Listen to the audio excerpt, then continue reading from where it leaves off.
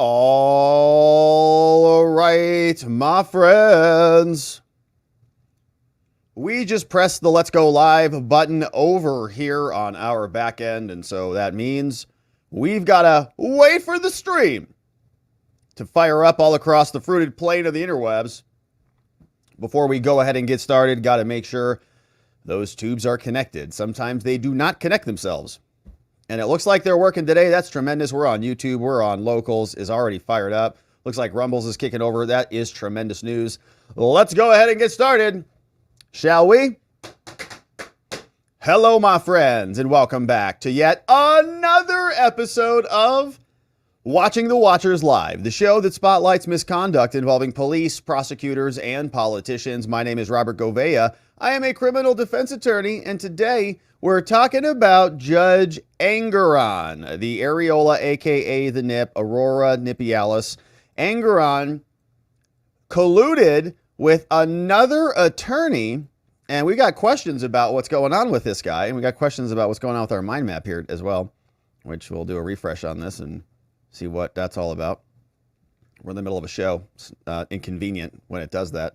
But we're going to go through this. Engoron must be removed. That is what Donald Trump says. And his defense team submitted a bunch of stuff today. We're going to go through it fresh out of the oven. We've got a new motion demanding his recusal. This is all over. We're waiting for him to enact some final judgments on the case and decide how this will all resolve itself. But Trump filed a motion. There's a bunch of exhibits. There's this other attorney, apparently, that Engoron met with, and that may have persuaded him to take certain actions on the case. And so we'll talk about that in this big motion, a bunch of exhibits. I've got like 6 different filings that we'll take a look at. Several of them are just news stories. So we'll go through them. We'll see what Trump said. There's an affirmation from Trump's defense team, and MSNBC is reporting this because the news is kind of responsible for breaking this whole thing. Like, the news reported about the meeting between Engoron and this other attorney called Andrew Bailey, not the Missouri AG. Another local New York attorney who's been disbarred, had some problems in his past, apparently was meeting with Engoron, which is not a surprise because we know Engoron was basically a placeholder. We had his law clerk, Allison Greenfield, his GF, giving him the old footsie under the table. We suspect, we don't know, because they moved the cameras inside the courtroom. Remember, there's a camera on them. And Alina Habba called out this footsie stuff, and they moved the camera. So anyways, he met with this guy. We're going to read all about it. Alina Habba had something to say, and MSNBC dropped their report. So we'll go all through it. We got a bunch of good filings. We love some fresh filings. These are fresh out of the oven. And this case has been a little bit quiet for a while, so we're glad we got some updates and some activity. Speaking of another update, and coming off the segment yesterday where YouTube gave us the old censor, we had to remove that segment from our content. So if you were with us yesterday, we had a whole Nathan Wade segment in that fourth segment, and it was a doozy, man. Marlon Wayans was over there on The Daily Show, putting his feet behind his head, saying, was this the position? All the stuff. It was wild. It was madness. So we have that clip up on the other platforms. But we also have some new updates in the actual case. Not only did Nathan Wade get embarrassed and ridiculed right to his face, but we also have Fani, who is now facing a reply from Steve Sadow. Steve Sadow, of course, Trump's defense attorney, submitted a reply to the appeal. Fani wants the appeal dismissed. So Trump appealed the fact that she was not removed from this whole case. And then she submitted to the Court of Appeals saying, you guys are dumb. Why'd you accept this? You should reverse yourselves and take Trump's appeal that kept me on the case and reject it. And so now Sadow is replying to that. So this is the response to Fani's motion, which we read through previously here earlier this week on this channel. And then lastly, in our final segment, man, we got a bunch of lefties who were very upset with Judge Cannon today. And you're like, Rob, what else? What else is new? I know we talk about this every day. They're always upset with her because she's a fair judge. She's not doing their bidding like the other partisan hack judges that we've seen elsewhere. So Cannon is now under some scrutiny because the New York Times reported that other judges wanted her to step aside. They said, Cannon, you are way too inexperienced for this. So why don't you just give this case to us? We have a lot of experience. We'll handle this for you. She said, no, thanks. Get the hell out of my office. And now they're leaking this, and now there's a whole story about it. They're very upset about it. George Conway's big mad, you can see. He is tweeting all over the place. We got a reaction from Julie Kelly. MSNBC's reporting on this. And so we've got some fun stuff to take a look at. And Chuck Todd is saying that Donald Trump has his 2016 swagger back, which is a comment that we've made here. But all right, so we've got some good stuff to attend to. 3 good segments, and we're glad that we're back from the holiday. There's a little bit more activity out and about today. Courts are back in session, and we're grateful to have you here. Thanks for joining us. Before we get into any of this stuff, you're seeing a lot of this bird flu stuff popping around here. Here's another story, I know. Look at what they tell us, that we're flying blind. Check this out. CDC has 1 million bird flu tests ready, but experts see a repeat of COVID missteps. Just months before the election. Perfect timing. Been nearly 3 months since the U.S. government announced an outbreak of this on dairy farms. World Health Organization considers the virus a public health concern. This guy, Jennifer Nuzzo said, "We're flying blind here." She's the director of the Pandemic Center, University of Public Health. So not good that they're flying blind. We don't want to fly blind. Definitely not. That's why we are getting prepared with our friends at the Wellness Company, because they have a prescription contagion emergency kit from the Wellness Company. Looks just like this. I've got mine. It's the only kit of its kind that comes from the Wellness Company that has a selected assortment of various effective medications for things like bird flu, COVID, respiratory illnesses, other things. We don't even know what's out there. Z-Pak, Tamiflu, budesonide, nebulizers, so that when something pops up, you've got your meds on hand. You've got a guidebook so you know how to use it. It's the Wellness Company's Contagion Emergency Kit. Every American should have at least one of these in their home. Very easy to get yours. Ordering takes less than 2 minutes. Couldn't be simpler. Go to the link in the description below, twc.health/Robert, and use code Robert to purchase yours. You'll get 10% off and free shipping, less than the cost of a single doctor's visit. You can safeguard your health. Go to twc.health/Robert. Use code Robert to check out. These kits are only available in the USA. And we know this stuff comes from guys like Dr. Peter McCullough, and they have a bunch of stuff to help you get prepared. We're getting prepared, not getting caught like last time. So shout out to our friends at the Wellness Company. And thanks for supporting our sponsors here on the show. All right. Now let's get this queued up so we can get into business, because we've got Engoron is back. And Trump's team has something to say about that. So here we go. Donald Trump's defense says that the corrupt Judge Engoron has got to go. No new evidence shows that he met with another attorney who may no longer be an attorney, and that other attorney may have influenced him improperly in the case against Trump. MSNBC has a report on this. Alina Habba has some reaction to this. We've got multiple exhibits that were submitted by the Trump defense, and we have a full motion from the Trump defense submitted to the judge saying, you've got to go, pull yourself off this case. And we've already seen the level of corruption that was in this matter when we covered this trial. Rewinding, this was the Letitia James case brought by Tish, saying that Trump defrauded the state of New York because of the valuations of properties and loans, and that he made improper valuations, and that he overestimated and stole money from the bank, even though they were happy with it. They made money, Trump made money. No one was defrauded. But now they want to come and seize his properties and steal billions, $500 million from him. So Trump is saying the whole thing was rigged. The whole thing was corrupt from the very beginning.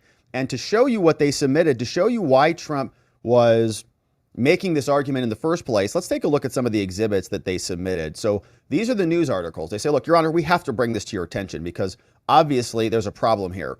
This was reported by the New York NBC people in this report published May 8th. Trump's team says, hey, Judge, look, this is what they're saying about you.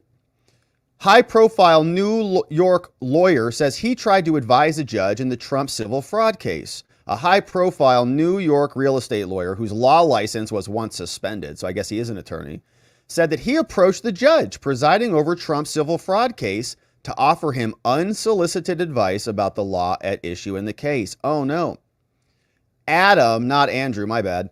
Adam Lightman Bailey made the claim during an interview with NBC New York. So he sits down, said that he spoke to Judge Engoron, Areola, 3 weeks before his decision to fine Trump $454 million, $500 million, for falsely inflating the value of his assets. Now, the judge, through a court spokesman, denied any impropriety. Well, maybe we met, but I didn't do anything wrong about it. And said he was wholly uninfluenced by Mr. Bailey. New York's judicial oversight body has now launched an investigation into this alleged interaction. Bailey said in the interview, "I actually had the ability to speak with Engoron 3 weeks ago." He said this during an on-interview discussion, the day the judge's decision was due. He says, "I saw him in the corner at the courthouse and I told my client," he was in their court, he said, "I need to go." So this attorney, Adam, he walks over and starts talking with Engoron. He says, "I wanted him to know what I think and why. I really want him to get it right." Sounds like improper influence. Now, NBC New York asked a spokesman for Engoron whether the judge had spoken with Bailey about any legal issues surrounding the civil fraud matter and whether the alleged interaction had been appropriate. They said an individual wrote in a written statement, Al Baker, said no ex parte conversation, right? No separate conversation concerning this matter occurred between Engoron and Mr. Bailey or any other person. Didn't happen. Now, the decision Engoron issued on February 16th was his alone, was deeply considered, and was wholly uninfluenced by this individual, said Al Baker, a spokesman. Yeah, right. In legalese, the term ex parte means a communication between another party without all parties present, we know. Bailey, who said he is no fan of Trump, who may have influenced Engoron, was not involved in the civil case, is not connected to any of the 4 cases. He said he knows the judge from having appeared before him as a litigant hundreds of times, so they're probably pals. Bailey said that he explained to him, he says, listen, Engoron, listen, here's the deal, that a fraud statute at issue in the case was not intended to be used to shut down a major company, especially in a case without clear victims. He said such a ruling would hurt, actually, maybe sounds like he's like defending Trump, would hurt New York's economy, obviously. Engoron had rejected a similar argument raised by Trump's team in court. He had a lot of questions, about certain cases. He was asking me, and so we went over it, says Bailey. This is another licensed attorney in New York. He may have been suspended some time ago, but that happens, but not a big deal. So he's back. He's got his license back. And this is him. He's got duty of candor, right? He's being honest. He's got a license that he's speaking. He's not making fraudulent statements to the public, trying to mislead us. No. He had a lot of questions, and so he went over it with Engoron. And maybe he doesn't like him. Maybe that's why he hit Trump so high with the penalty. Now, Baker, the court spokesman, did not reply when asked whether the judge had engaged with Bailey or asked any questions. State legal conduct rules govern interactions with judges and their case outside courtroom proceedings. The New York State rules state that a judge shall not initiate or permit ex parte communications. They do allow an exception of disinterested experts, but they got to give notice to everybody. So you can't just hop on his TikTok account. Anyone have any thoughts on how I should handle this? Like Michael Cohen? The New York State Department of Commission will now consider the rules. Were they violated? They declined to comment. Christopher Key said, well, if it's true, they've repeatedly criticized Engoron, Christopher Key says, does cast doubt on the integrity of the process. Okay, so this goes over. This is submitted to the judge. This is just one exhibit of 3. So let me show you the others, but we got some background on it. What did this guy say? Now, in 2019, New York Appellate Court suspended Bailey's law license for 4 months for misconduct. He improperly used his cell phone to take photos of witnesses during an arbitration hearing and threatened to share them with the media. Oh, so it's like he just took photos without their permission, court records show. In the other incident, he told a tenant in a case that they should just off themselves, according to appellate court's decision. Well, it's a little aggressive, but I don't know. Maybe it's not really a good legal opinion, but I don't know, maybe. I don't know what happens in New York. New York rules say that lawyers should not state or imply an ability to improperly influence a judge. He is doing that clearly. Now, their spokespeople have stopped responding to the questions, declining to provide details, but the conduct is being investigated by the Judicial Commission. So, all right, that's one story from NBC. Now, here's another Exhibit B. This is from Trump's defense. They also submitted this one. This came out March 22nd, saying Trump needs $500 million and fast. Donald Trump's 3-day deadline to find $500 million before Big Tish starts seizing his buildings like Godzilla, running around through New York City, gobbling up towers. Trump's new drama concerns his struggle to cover a bond with $464 million. Now, while this is primarily a crisis about Trump's personal wealth, Trump has posted a bunch of stuff on this. There's been a frenzied search elsewhere in the city's quagmire. Engoron's involved in this case. They don't want any further delays. They're talking about election interference, and here's the whole story on it. And we've got some details there. So they submitted that as an exhibit just to show you what came in. Exhibit C was also posted May 9th. Looks like a very similar story to the first story. Adam Lightman Bailey is a real estate lawyer based in Manhattan, law license revoked previously. Had a conversation with Engoron about this specifically. I saw him in a corner. I walked over. I said hello. There's Engoron, a.k.a. the areola, a.k.a. the nip, because he sent people a topless photo in his email newsletter saying bonus torso photo. Okay, that's why. It's not because of something that we wanted to do. It's him. He started it. All right, so also Exhibit D is a subpoena. We command you here. They submitted this as an exhibit. This is a subpoena from the defense counsel for Trump that would be seeking evidence and documents. So they want this one going to Adam Lightman Bailey. Okay, so that's interesting. So this is the subpoena to that attorney who alleges that he talked to Engoron. So we want you to tell us what the hell happened here. Why don't you come and have a conversation with us on June 26th? It'd be nice to have you here. Also, you should bring some documents with you. Here are the things that we want. And please come and sit down with us. References to anything. Here, documents related to the action, communications between you, Engoron, and the court staff. Documents between you about any legal or factual issues, any documents exchanged between you, any communications between you, NBC New York, you and Jonathan Deeth, Melissa Russo of these various entities, also his staff. I wonder if his girlfriend, his Greenfield is going to be in there. Communications between you, any news outlet about this and everything. Okay, so we want everything from you now. Mr. Attorney, since you said that you spoke to him, so okay, we'll have a conversation with you.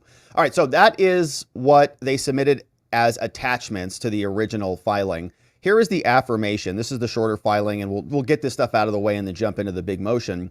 But it's a 6-pager. This is from Clifford Robert. He's submitting this as an affirmation supporting the recusal of Engoron. Of course, we know this is Tish's case, Godzilla in New York eating the Trump buildings, versus Donald Trump and the rest of the Trump co-defendants, saying here, all right, listen, I'm admitted to practice law. I'm an attorney for Trump Jr., Eric Trump, and I'm fully familiar with the facts and circumstances. Now, this affirmation is submitted on behalf of the defendants. On September 27th, this court granted summary judgment to the plaintiffs because she claimed there was repeated and persistent fraud. Then in November, we moved for a mistrial.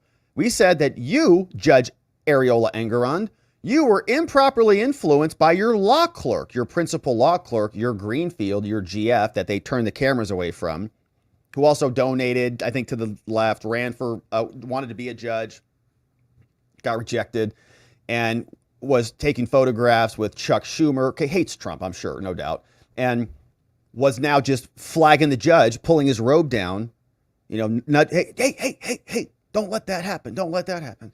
The court declined to sign the defendant's order to show cause and annexed a 4-page advisory opinion justifying its conduct. He says, I can do whatever I want with my Greenfield. Leave me alone.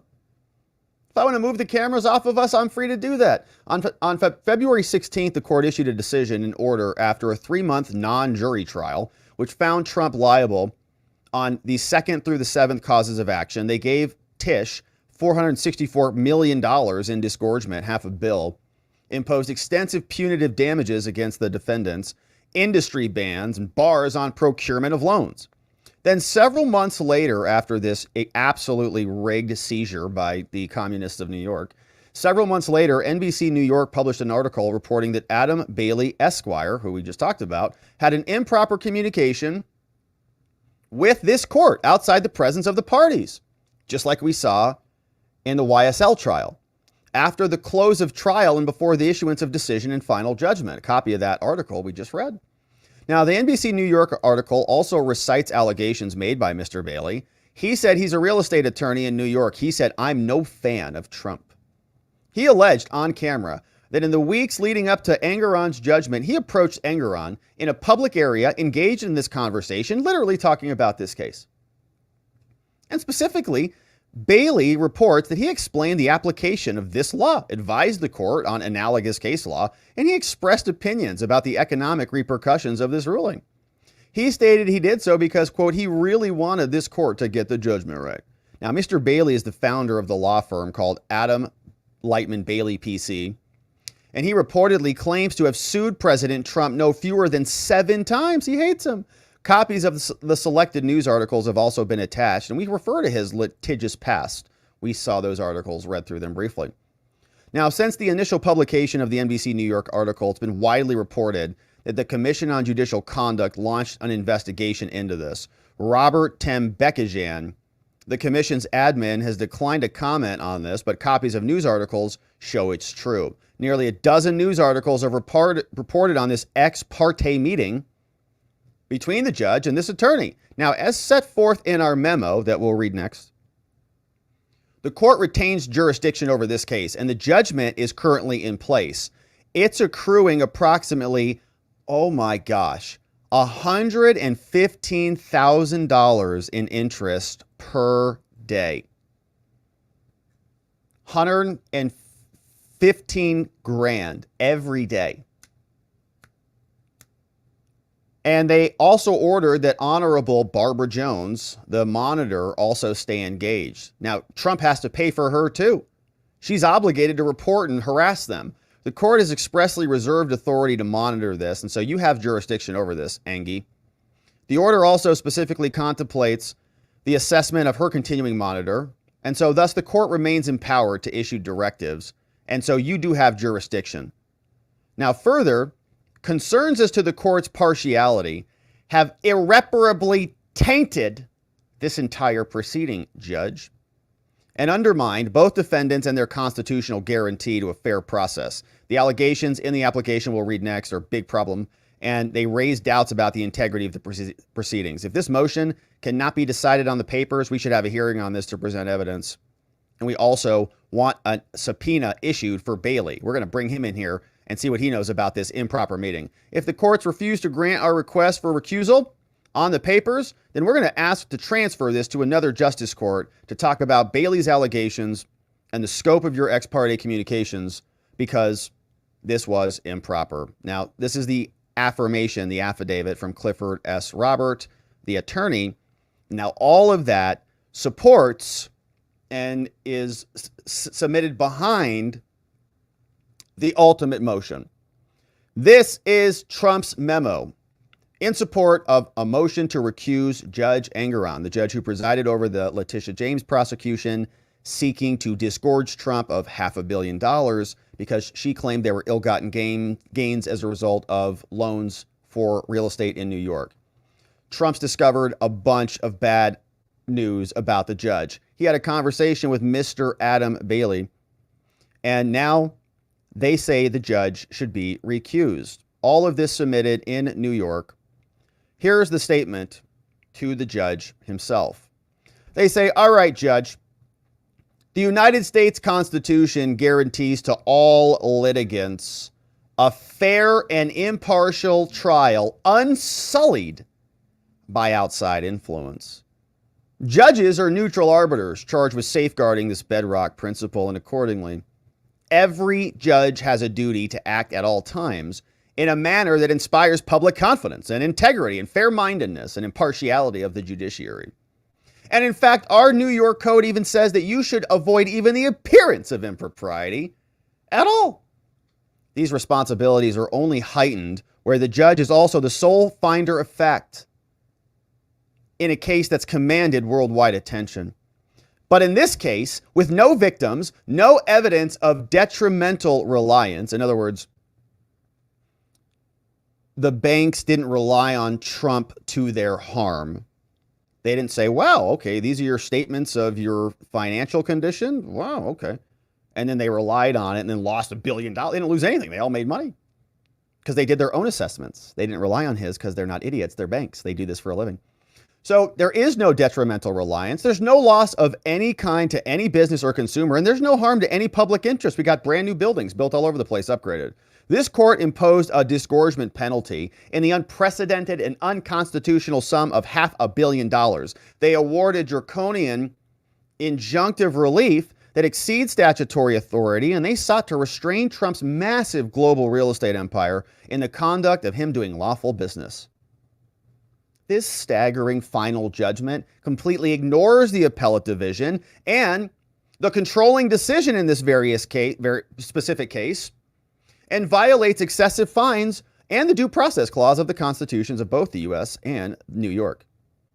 Now, indeed, this $464 million award has been described as using a Hellfire missile to annihilate a shoplifter. Someone said there was no real financial victim at all. And so thus, this court's final judgment has certainly imperiled public confidence in New York. Now, allegations have surfaced revealing this court and Engoron may have engaged in actions fundamentally incompatible with the responsibilities attendant to donning the black robe and sitting in judgment. And specifically, this court has been publicly accused of engaging in prohibited communications regarding the merits of this case in clear violation of the code and this court's solemn oath. Such conduct is antithetical to the role of a judge. True. Moreover, to learn that this court may well have disregarded basic ethical guidelines during the course of presiding over these notorious proceedings portends irreparable damage to the rule of law. In sum, this court and you, Engoron, appears to have proceeded not only in contravention of the controlling law and the Constitution, but perhaps also contrary to the governing standards of judicial conduct entirely. The gravity of these public allegations of potential misconduct against Engoron is underscored by the fact that this court, based upon public reporting, is now apparently under investigation. Consequently, at a minimum, the appearance of impropriety is manifest. It's here on its face. We can see it, and it mandates recusal now. The integrity of this tribunal and President Trump's right to a fair and impartial trial have been ineluctably imperiled. Ineluctably imperiled. Nice. Under these circumstances, recusal is mandatory and essential to preservation of the rule of law. All right, let's do it. We got to figure it out. What does it mean? That's our word of the day, I think. Ineluctably. Ineluctably. Ineluctable. Ineluctable. Turn to your neighbor and say, Ineluctable. Ineluctable. Ineluctable. Ineluctable. Okay, unable to be resisted or avoided. Inescapable. That's a good word of the day. Ineluctably imperiled. Ineluctable. The allegations against this court and Engoron were revealed in an article that we read previously, brought by NBC New York. Lawyer says he tries to advise Trump. The article recites the public statements of Adam Lightman Bailey, a non-party real estate attorney who purportedly engaged in public communications with this judge about the merits of this case, about the permissible scope of the attorney general and her work, about the court's own authority under the law, and the consequences of this decision on the business in this state. Now, Mr. Bailey, the lawyer, has publicly stated that these communications with this court occurred mere weeks before the issuance of the decision and the judgment, before the judgment came out. Now, the code, as we know, flatly prohibits these communications. The only exception therein is the narrow circumstance where advice is obtained from a disinterested expert and subsequently disclosed to the parties. Neither requirement was met here. Mr. Bailey is the founder of a law firm who reportedly claims to have sued Trump in the past, is clearly not disinterested. He's certainly not the expert either that's contemplated by the exception to the rule. He's a lawyer. He's a litigator. He's not an expert witness to come give you some independent opinion. Moreover, This court failed to notify any of the parties about any of this, not giving us any opportunity to weigh in, and if necessary, to provide their own expert testimony. Now, while this court has purportedly denied being influenced by this attorney, the appearance of impropriety engendered by Bailey and his apparent communications with Engoron, its obfuscation until 3 months after the entry of judgment, didn't tell anybody about this little convo, and the pendency of a commission investigation remains. Now, whereas here, Engoron's impartiality might reasonably be questioned under the circumstances where it must recuse.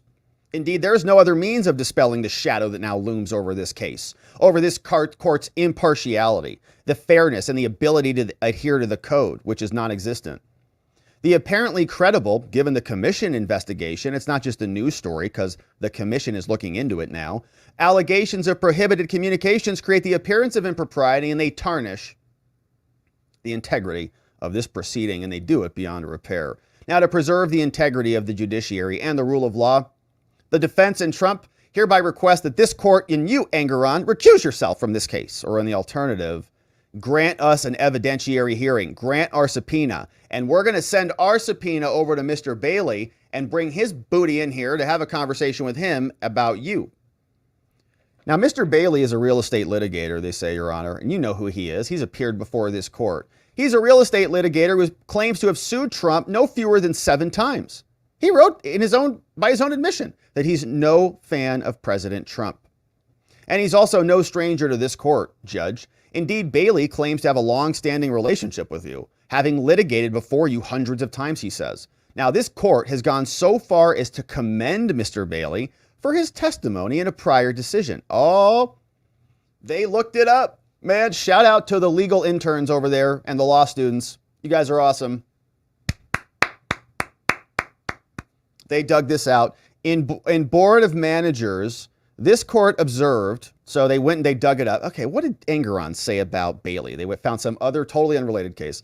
Adam Lightman, they said, this is what the judge wrote. Engoron wrote. This is Engoron speaking. Bailey's testimony was fascinating, often perceptive and shrewd, sometimes impressionistic. Oh my gosh. His lofty ideals butting heads with the everyday reality of practicing law.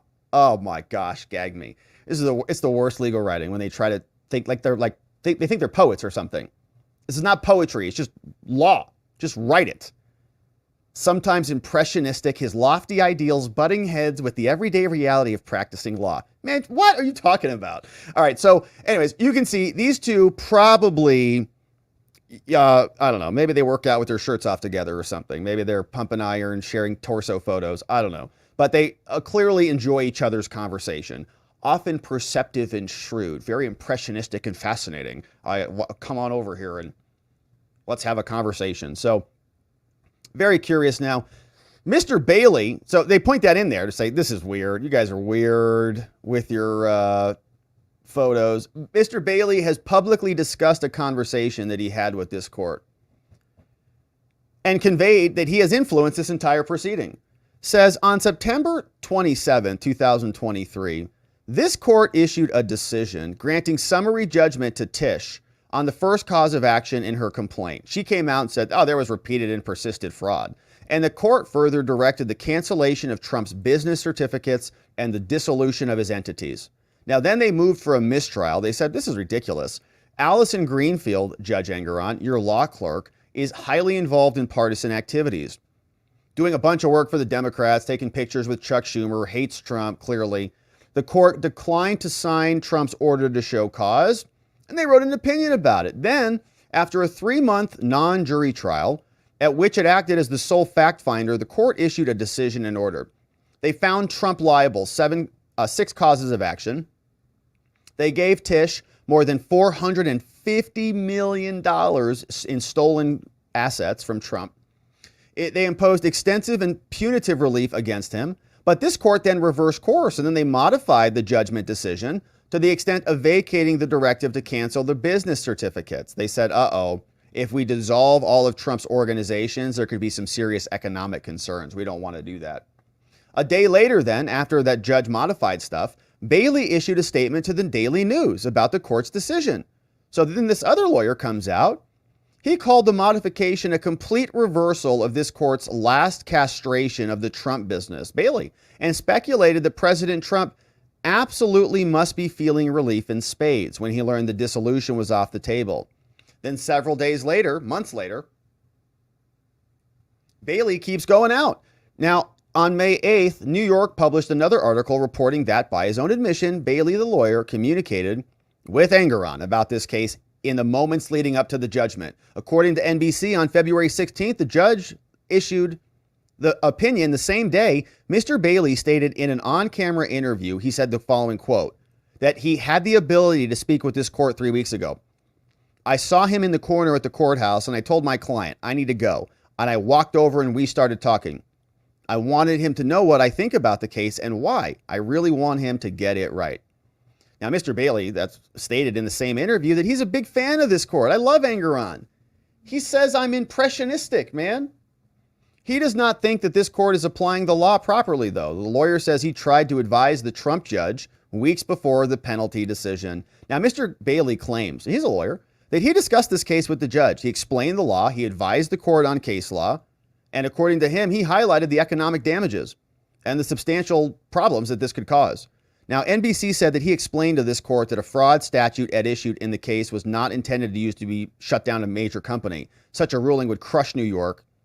And Bailey says that Engoron, quote, had a lot of questions. Then on February 21st, in another interview, Bailey confirmed again that he communicated with this court.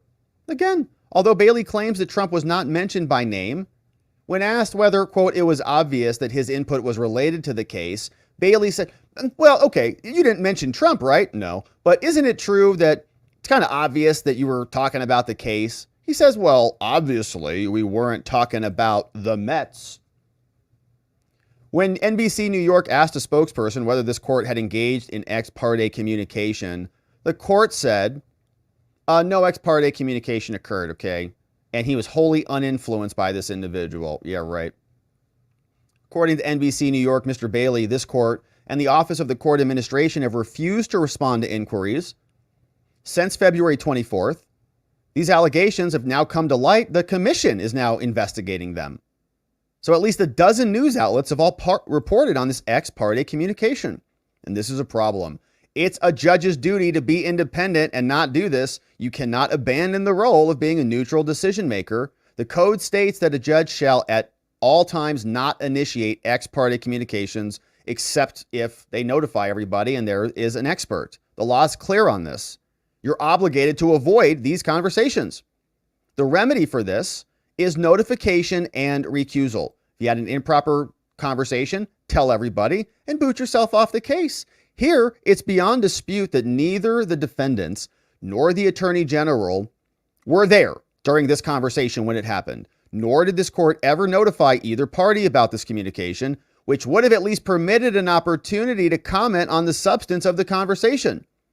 As conveyed by the court, and worse yet, Mr. Bailey, the lawyer himself, it indicates that the court not only permitted this, but welcomed this prohibited communication. So if that happened here, who else is Engoron talking to get his opinion? Is he calling Conway and Roberta Kaplan and E. Jean Carroll?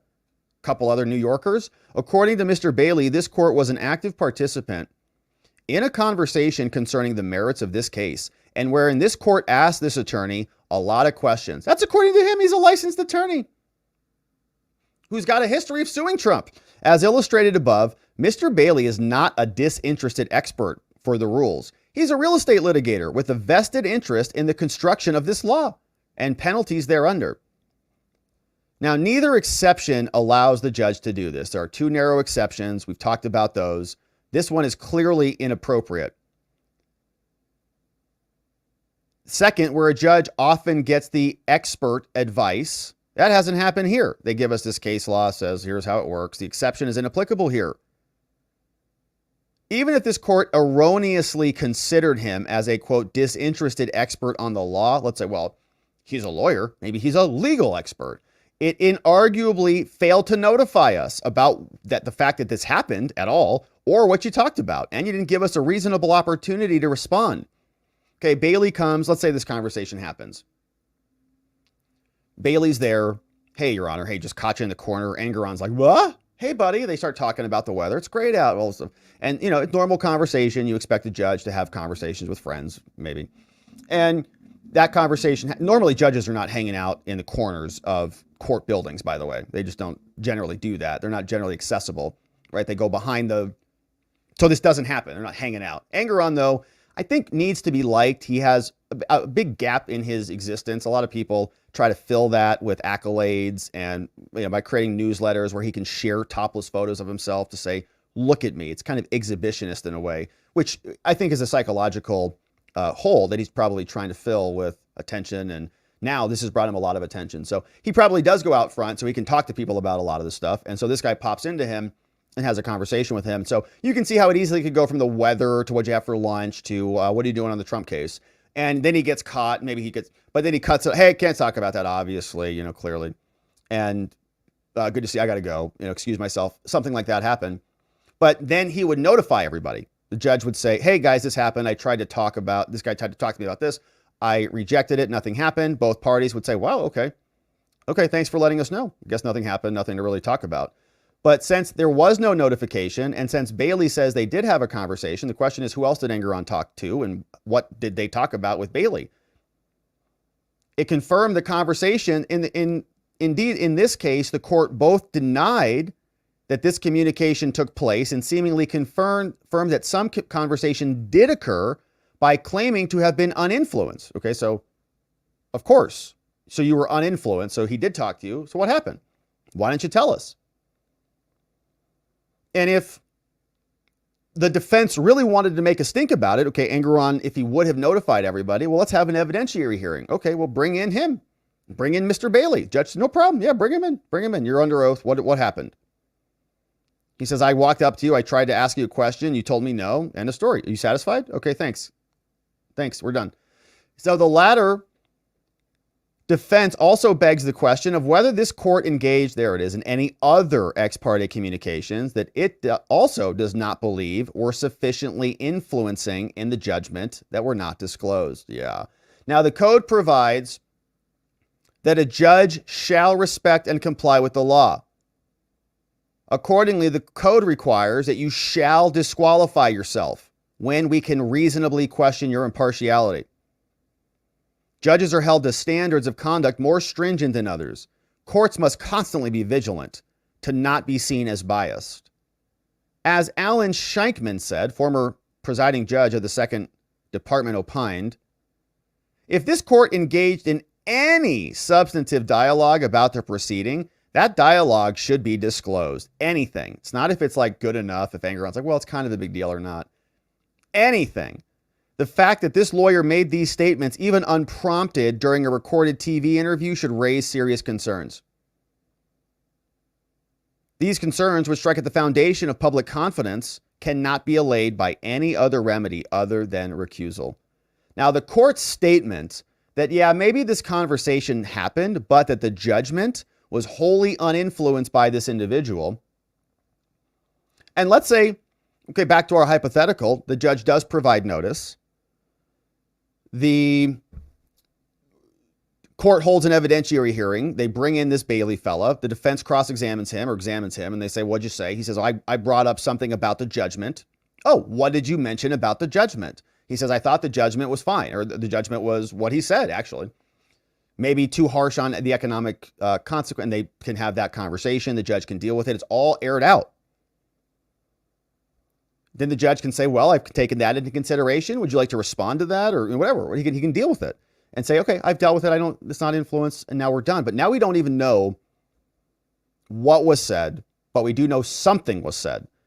The fact that he was uninfluenced is nothing to mitigate the perception of impropriety. What was that conversation? We're not having it done openly because we could have had that with all the parties there, as I just described, created by the fact of the ex parte communication.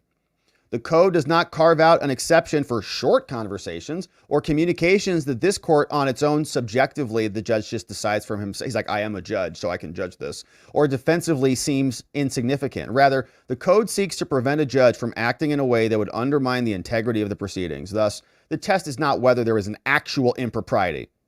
It's whether there is an appearance of bias or something that happened that could be reasonably regarded as biased. And here, with Engoron, concerns as to this court's impartiality are apparent to even the meanest understanding. This trial, as with every other proceeding involving President Trump, has been subject to unrelenting national and international coverage. The alleged prohibited conversation has already been amplified by at least a dozen news outlets, reaching an audience of millions of Americans with the general election less than 6 months away. Now, the commission's ongoing investigation into this problem, into Engoron's conduct, has also been widely reported. And at this juncture, the taint of impropriety has so permeated this case that it is irremediable. There's an odor in this case as well. Now, the need to avoid any appearance of impropriety is particularly salient, whereas here, the court is also the sole fact finder. So it's the judge and he's the jury, basically, right? It's a bench trial where he gets to decide. There is no jury here. That appearance of impropriety is further exacerbated where the court imposed a baseless and excessive award of $464 million in disgorgement relief and punitive injunctive relief as an elected representative of New York. It is incumbent upon this court to recuse itself in light of this demonstrable appearance that it allowed itself to be influenced by biased opinions conveyed in secret of unelected, non-party attorneys who have previously sued Trump multiple times. And by the way, you can hear this motion, so don't tell us you can't. The law is well settled that a case for general purposes remains with the jurisdiction of the trial court. The judgment includes a directive that you, Engoron, you maintain Honorable Barbara Jones as an independent monitor over Trump. And so the court remains a supervisory capacity over Trump, which means you still have jurisdiction. And so in a supplemental order, you modified the monitorship order, and so you have not given it up. Therefore, the court has expressly retained jurisdiction. You can oversee this case, and thus you have jurisdiction to hear and decide this motion. So don't say that you can't. Now, if you don't grant our request and recuse yourself, Judge Engoron, you should hold an evidentiary hearing, and we're going to bring in Bailey to have a conversation. Now, in the event that the court does not recuse itself from this case, Trump requests an expedited evidentiary hearing before another judge on the veracity of this attorney's allegations and your denial of our request. At such a hearing, we ask this attorney, we're going to call them as witnesses, and we're going to get them to testify about the substance of your communications. And we're going to do it under oath about the prohibited communications and any other communications that took place. So if you don't recuse yourself, then you should bring him in here so we can ask him about the conversation, because you said it was not influential in your decision. He says it was. We've got a question about it.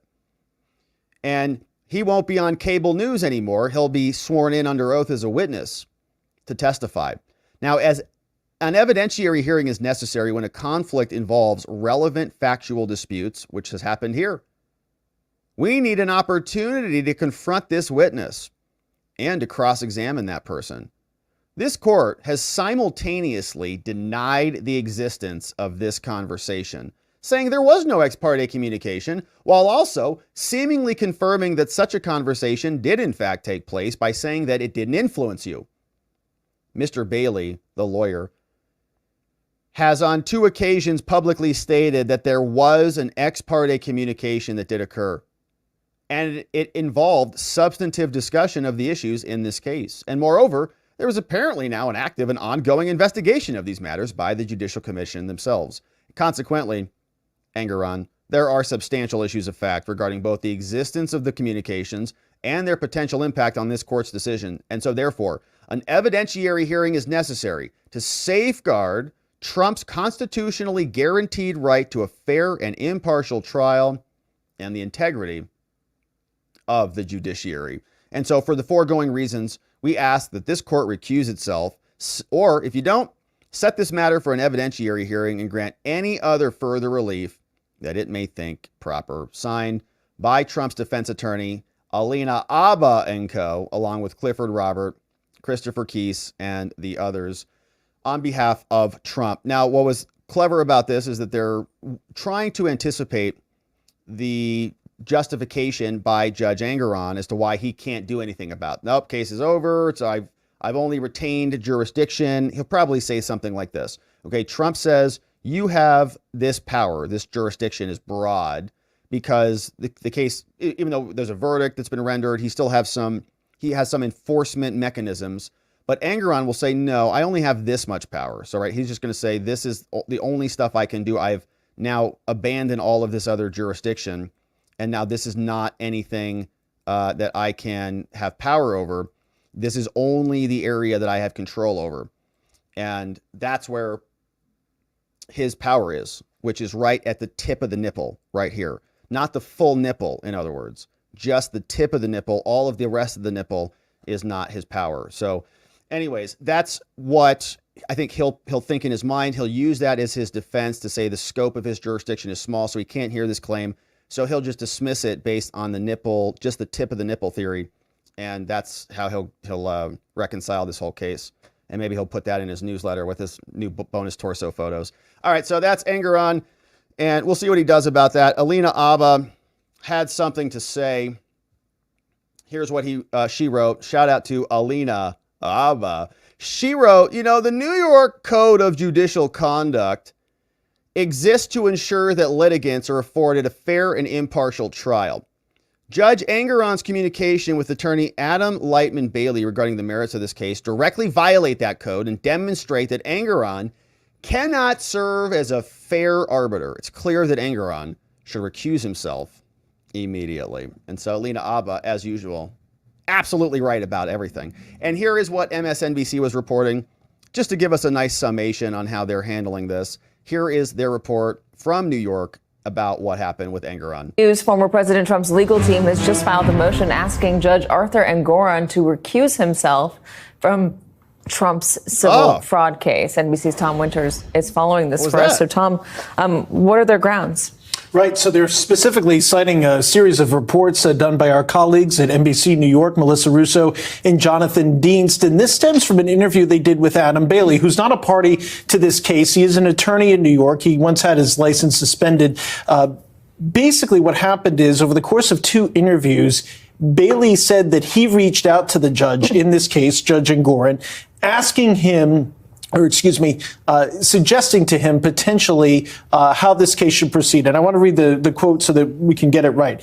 I wanted him to know what I think and why. I really wanted him to get it right. In a subsequent interview, Bailey said that he never mentioned the word Donald Trump, but when asked if it had been clear which case they were discussing, Bailey responded, well, obviously, we weren't talking about the Mets. So there's a potential issue here that exists when a non-party to this case, so it's not Trump's attorneys, it's not the attorney general, when a non-party reaches out to the judge should immediately, traditionally, according to the legal experts we've talked to, stop that discussion. But it might be prudent for the judge to notify the parties, hey, I was walking down the hall and having lunch, and all of a sudden Tom Winter, this reporter, approaches me and he says XYZ about the case. Yeah, just let him know. That's an unlikely example, but just to give folks a sense of what could have happened here. And that's an argument that Trump's attorneys are making. They're effectively saying the judge here should have told us that this attorney reached out to him with specific information. And by the way, it's not just any random attorney. This is somebody who's been cited by the New York Times, obviously was speaking with our colleague Melissa Russo about their professional opinion because he has a lot of experience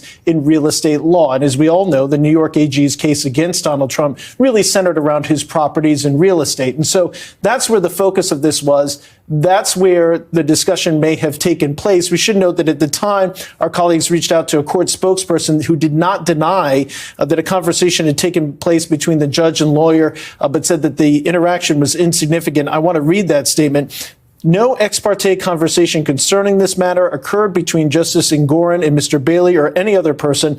The decision Justice Engoron issued February 16th was his alone, was deeply considered, and was wholly uninfluenced by this individual, according to Al Baker, a spokesperson for New York's Office of Court Administration. So to recap it all. Yeah, kind of weird. It's kind of splitting it both ways, right? No ex parte conversation occurred. So he's quantifying the conversation as ex parte. He's saying, I know what an ex parte conversation is. I could properly label an ex parte conversation, and that did not happen here. but maybe a conversation did happen, maybe just not an ex parte conversation, but it was a conversation, and that conversation didn't influence me at all. So don't worry about it. Now, again, just to put that point down again, he also said that example of somebody walking up to the judge. Hey, judge, how are you? Let's talk about this case. It's not a common thing, okay? And you've experienced this. You go into a court building. Do you see judges just walking around that anybody can go access? No, you do not. That's by design. Attorneys go through the same, sometimes they'll have security lines for attorneys, but go through the same entrances as the general public. Prosecutors sometimes are in the same buildings as the judges, or, they kind of have this incestuous little setup sometimes. But by design, they want the judges separated. You don't have judges just floating around. In fact, even when you go to events that are mixers and things where judges show up for cocktails and whatever, everybody's like, okay, judges are here, and they got to be cognizant of what they're doing. It's kind of a weird thing if you're a practitioner, because the judges don't want to get too chummy with you. In other words, they don't want to have too many drinks, although that does happen. But you get the point. Unless Engoron is out there fishing for some of this stuff, and he had this conversation. Now he says he's wholly uninfluenced by it. We don't buy it at all. We'll see what he says. Of course, Tish's office will respond, and their motion will come and hit the docket. We'll see what it looks like before Trump replies to that. And we'll see what the defense team comes up with next as we continue our coverage here. But Engoron will undoubtedly find an excuse to not rule on this, or to punt it down the road so that he can address it later. But we'll cover it, my friends. We appreciate you joining us as we do. Thank you so much for subscribing to our channel and really inviting someone you know or love to come on over here and join us as this coverage continues. We've got a great segment coming up next, talking about Fani Willis and an appeal that she wants gone. The defense team, Trump's defense attorney, Steve Sadow, submitted the reply to Fani's attempt to dismiss the appeal. We're going to cover that next in our next segment. We'll be looking forward to seeing you over there and back here on the next one. All right, but we're live, so we're keeping this train on the tracks, my friend, and just jumping right into it with Fani Willis and this new filing.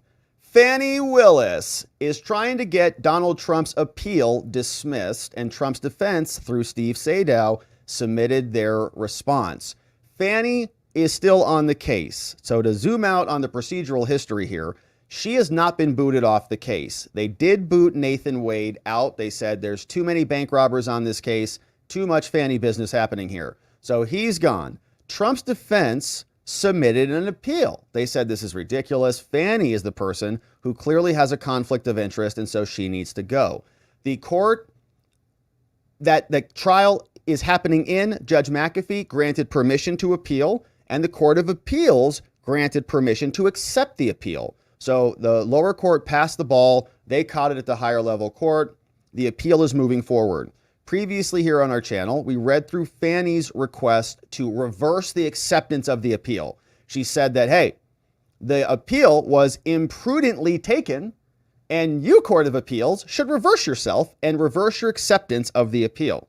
Now Trump's defense is responding to that request from Fani. And we already read through that here on this channel. If you missed that, be sure to check it out. But it was largely missing the mark from our perspective. From Fani's filing, she was just saying, you can't challenge what Judge McAfee said. The facts showed this and the facts showed that. And we said, well, that's a bunch of facts you listed out there, Fani, but you're missing the point of the law. The law is not just about facts that some judge decided. It's about how those facts are applied and how the law applies to the facts to justify the legal conclusions. So if the law and the standard that Judge McAfee thought was appropriate is not legally accurate, the standard changes, and how those facts are interpreted will change because we're looking through a different lens. So now Steve Sadow from Trump's defense has come out and submitted this filing, said, all right, here's my statement as lead counsel for President Trump in the Fulton County, Georgia case. Says President Trump has filed his motion in opposition to Fani's meritless motion to dismiss the interlocutory appeal trying to get Fani booted out of here. The Georgia Court of Appeals granted us the right to appeal this after due and proper consideration. And so now the state's Hail Mary motion is an obvious attempt to stop appellate review of Fani Willis's misconduct. We are optimistic that the court will deny the motion and proceed to favorably decide the appeal on the merits. So Steve Sadow submitted this one in. Let's take a look at the filing and see what is inside. From Donald Trump's defense team, we've got Steve Sadow submitting this in the Court of Appeals, State of Georgia. It is Donald Trump's response to Fani's motion trying to dismiss Trump's appeal. Case is Donald Trump versus the state of Georgia, up on an interlocutory appeal because we're in the middle of a criminal trial and the RICO charges, coming up from Judge McAfee's courtroom. Trump's defense says, all right, listen, Trump is now here responding in opposition to Fani's motion. She wants to dismiss the appeal as being improvidently granted. Okay, so you ask your mom for permission to go somewhere, and then someone tells your mom to revoke your permission because it was improvidently granted or something like that, right? Your mom says, what the hell? I know what I'm doing. I know how to handle my life, kind of a thing. Same thing's happening here. I know how to handle my kids. Leave me alone. Something like that. Wait. Court of Appeals, are you calling us idiots? Yeah, kind of, she said. Yeah, it was improvidently granted. You are kind of dumb. They're not going to like it. In support of their joint position that the motion must be denied, President Trump shows the following. Says, without citation to any applicable authority, and we read her motion, it was pretty bad. What law is in here? It's kind of a recitation of the facts, forgetting the fact that McAfee said that she has a very stinky odor of mendacity. Left a lot of that out, but it was mostly just a book report. So Fani filed this Hail Mary motion to dismiss these meritorious appeals that we filed, accusing this court very inappropriately said that this court improvidently granted interlocutory review. He put that in quotes because he wants to make the point known that that's the word she used, not ours. There is no procedural vehicle for the state to relitigate this court's sound decision. They already made their decision and decided to hear it on the merits. And so the state's attempt to do this is already conflicting with various statutes and other court rules. Saying Fani, in her desperate bid to avoid disqualification of a deeply conflicted Fani who is engaged in and continues to unapologetically engage in extrajudicial forensic misconduct. She keeps speaking. Here's another Fani Willis speech they link to. Last visited June 17th. She's out still in church screaming about this case. The state argues, and thank you, Judge McAfee, for enabling that. The state argues that the trial court's factual findings were not clearly erroneous. So Fani's argument was, well, Judge McAfee's the judge. He can make decisions. He made a decision. There's no evidence to show that it was clearly erroneous, like it was obviously insane. So it stands. And unless you can overcome his decision with clearly erroneous evidence, which is a high standard, you're not going to get any recourse from the Court of Appeals, and so it should have never been granted in the first place. Trump's defense says, according to Faniland, then this court is powerless to overturn the trial court's order denying dismissal of the case and the disqualification of Fani Willis and her office, right? So that's the Court of Appeals. They said, we've already considered this, so don't tell us it's improvident. We know what we accepted it for a reason so that we could change the outcome. Of course, as this court well knows, that has never been and is not now the law.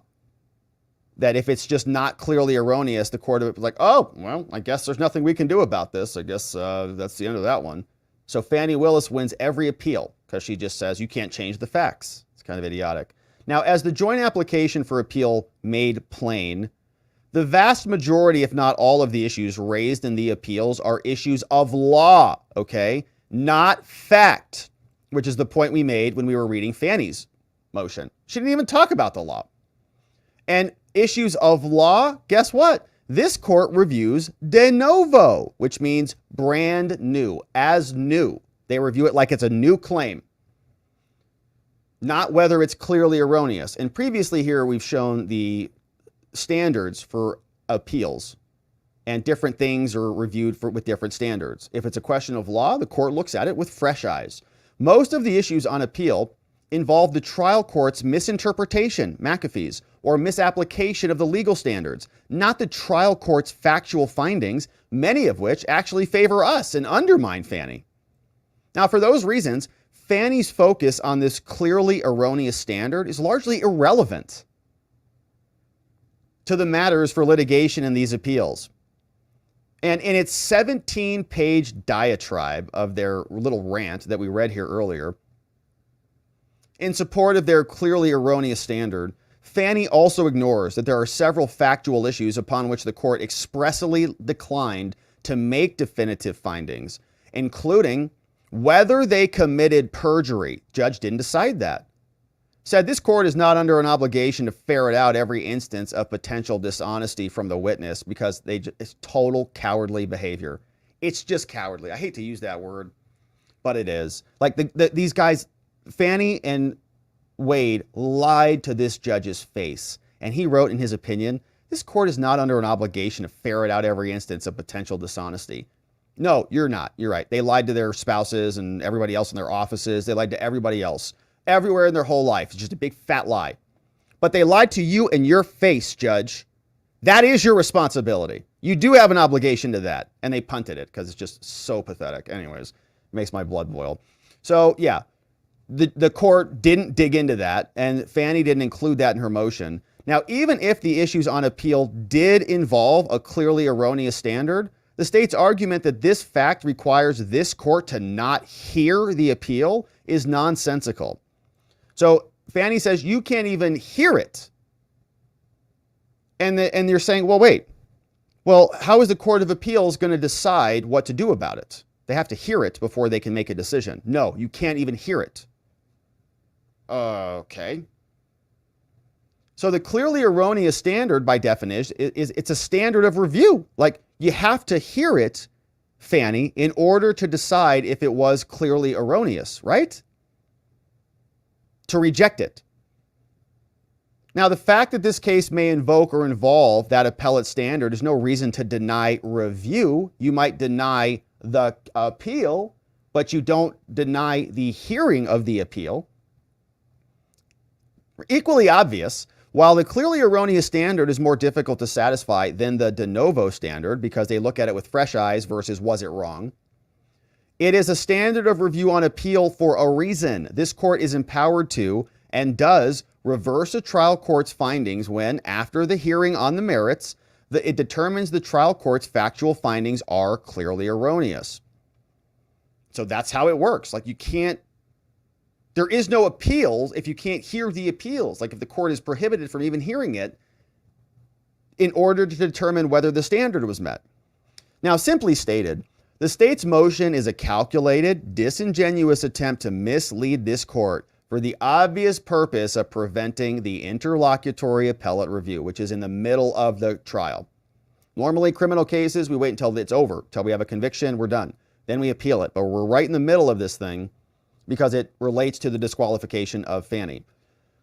Now, both the trial court, Trump's defense, Steve Sadow writes, in granting the certificate of immediate review from McAfee, and this court, the Court of Appeals, in granting and accepting the appeal, they've already determined these issues are critical, okay? Both sides turned their keys. McAfee went in and said, yeah, it's a big deal. Court of Appeals went in and said, yeah, it's a big deal. Now, the trial court's error that we argue, says Trump's defense, in declining to disqualify Fani is a structural error that would, if left uncorrected by the Court of Appeals, it would fatally infect all subsequent proceedings, and it would require a later reversal if they got a conviction. So we would be appealing this later after all these trials happened, and there would be a great waste of time. It would be a great expense to the courts. It'd be a great expense to the parties and the taxpayers. We've already wasted $700,000 on Nathan. Now, this court's decision to grant the interlocutory application was sound. You already made your decision. It was responsible and it was appropriate. And so Fani's Hail Mary motion should be denied. They say Fani's thinly veiled attempt to request reconsideration of this is against the law. It's also premature.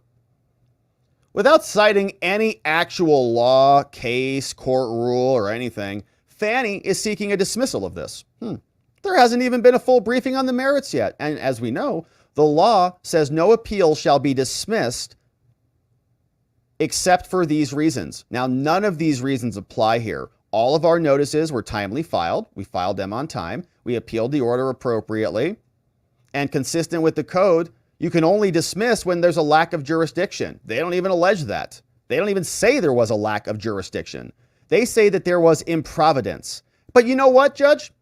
We looked up the rules. We tried to see if there was an improvidence justification in the code or in Rule 41. Couldn't find it. Now, while this court has on rare occasions dismissed interlocutory or discretionary appeals for improvidence on their own sua sponte, it's only exercised this argument after full briefings on the merits and with the benefit of oral argument if granted. None of that has happened here. Obviously, we've not had briefing nor oral argument at all. And now Fani, at the bottom of all this thing, the state's motion is at bottom. Is that a butt joke? Is a red herring. The state devotes its entire motion to the standard of review of the trial court's factual findings, right? It's all about facts. When all or substantially all of the issues that we talked about are legal issues subject to de novo, not clearly erroneous review. So for example, one of Trump's primary issues challenges the trial court's misinterpretation and application of this case. They say, Trump says, we challenge McAfee's interpretation and the application of this forensic misconduct standard about Fani's legally improper speech and other established forensic prosecutorial misconduct, including fraud via lying to the court. Now, interpretation and application of the law are purely legal questions. So did this judge, McAfee, interpret the case appropriately? That's wholly distinct and deferential to the state's sole string citation of clearly erroneous standards of reviews. Okay, so string citations are when you see a bunch of those case titles back to back. They just drop a bunch of them back. So Lay versus State, all of these would be assigned back to back. They looked up all the cases. They would say all the citations are stringing them together, and there's just a bunch of them. Now, tellingly, the state's motion wholly ignores this forensic misconduct issue. They don't even talk about the legal issues. They didn't. They missed it. It also ignores the trial court's own admission by McAfee, made in his order, of a lack of certainty in its application of the law, and his comments saying there wasn't any precedent for me to question the forensic misconduct standard. So McAfee says, look, I can't set I don't know what to do, so here's what I'm going to do.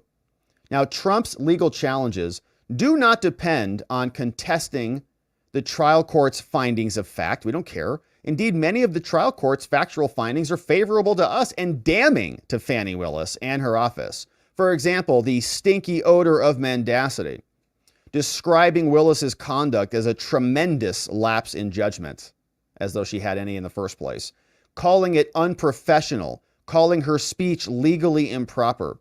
The focus of these appeals will be the legal errors that McAfee committed, errors that this court has power to review and to decide. And so Sadow, with Jennifer Little and Matt Winchester, says, the state has moved this court to act contrary to the law and to its own rules.